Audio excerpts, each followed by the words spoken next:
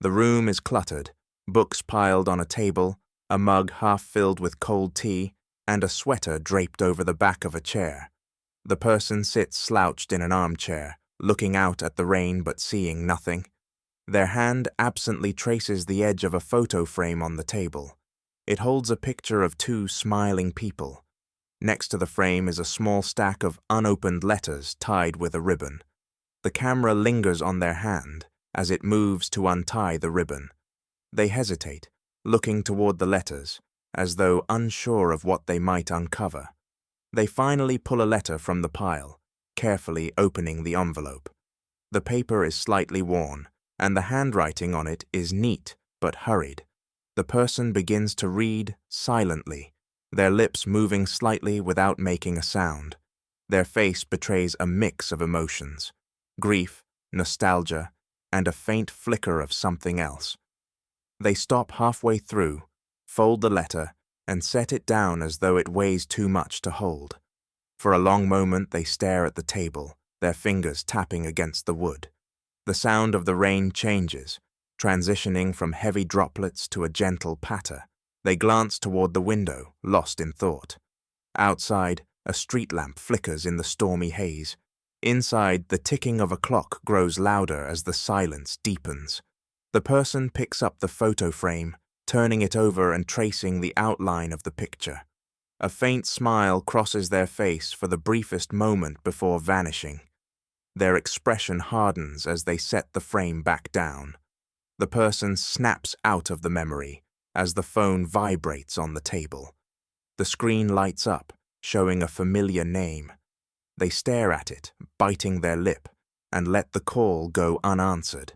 The screen fades to black as the ringing stops. Back in the quiet room, they reach for another letter, pulling it out with slightly more determination.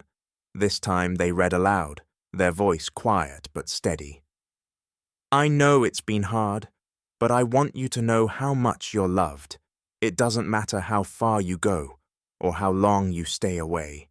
You're never alone." They stop, overcome with emotion, but don't put the letter down. Instead, they clutch it tightly, as if holding on to the words will keep them grounded. The rain outside begins to ease, the sound shifting to a rhythmic background hum. The person gets up and walks to the window, looking out at the wet streets below. People pass by with umbrellas, their hurried steps leaving ripples in the puddles. A faint glimmer of sunlight breaks through the clouds, casting a muted glow over the scene. They rest their forehead against the cool glass, closing their eyes. A deep breath escapes, their body visibly relaxing. They stand there for a moment, letting the calm outside seep into them. The phone vibrates again, and they turn toward it. This time, they pick it up and press answer. They listen without saying a word at first, their expression softening. After a moment, they respond, their voice quiet but steady. "Yeah, I'm here." As they end the call, they sit back at the table, carefully folding the letter and placing it back into the envelope.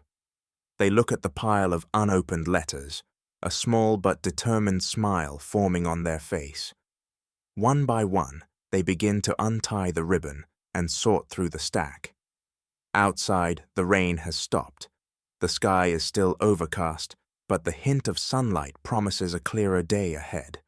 The camera pans to the window, capturing the reflection of their face as they continue opening the letters, their movements calm and deliberate.